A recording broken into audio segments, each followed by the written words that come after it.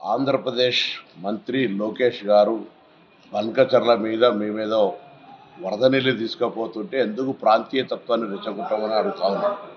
నేను అడుగుతా ఉన్నా, నికర జలాలు, మిగులు జలాలు, వరద జలాల గురించి కొంత ముందు తెలుసుకోండి.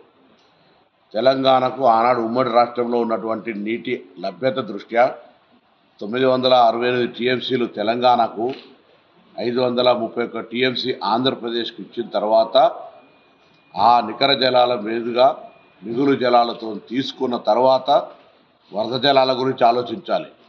వరద జలాల లభ్యత ఈ ప్రాజెక్టులన్నీ పైన ఉండబడేటువంటి ప్రాజెక్టులు, ఆ నీటి వినియోగం పూర్తి అయిన తర్వాత వరద జలాల లెక్కకు వస్తుంది. అది తెలియకుండా ప్రజలను మభ్యపెట్టి ఆంధ్రప్రదేశ్ ప్రజలను మోసం చేసే విధంగా ప్రయత్నం జరుగుతున్నటువంటి పరిస్థితి ఇది. తెలంగాణ ప్రజలకు సంబంధించిన హక్కు ఆనాడు ట్రిబ్యునల్స్, కేంద్ర ప్రభుత్వాలు నిర్ణయం చేసిన ప్రకారంగా మా నీటిని ఒక చుక్క కూడా వదిలిపెట్టుకోలేము. గతంలో ప్రభుత్వం ఏదైనా పొరపాటు చేస్తుంటే మీరు ఒక పద్ధతి ప్రకారంగా ఉండాల్సినటువంటి సీనియర్ నాయకుడు చంద్రబాబు నాయుడు గారు, వారి పట్ల అందరికీ గౌరవం ఉంది. కానీ ఈ దిశలో నీటికి సంబంధించిన అంశంపై ఇరు రాష్ట్రాలు ఘర్షణ వాతావరణం తెచ్చుకోవడం మంచిది కాదు.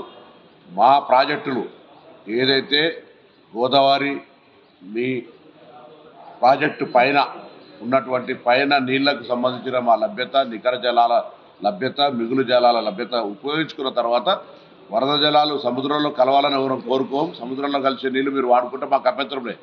కానీ మా కోట, మా వాటా, మా నీళ్ల యొక్క వినియోగం పూర్తి కాకముందే మీరు వరద జలాల పేరు మీద దాన్ని ఏదో చేస్తున్నామని చెప్పి దాన్ని ప్రాంతీయ అసమానతలు రెచ్చగొడుతున్నటువంటి మాట తేవడం పొరపాటు. మేము మా రాష్ట్ర ప్రయోజనాలు, మా రాష్ట్ర రైతుల హక్కుల కోసం బాజాప్తా మాట్లాడతాం, మేము కాపాడుకుంటాం.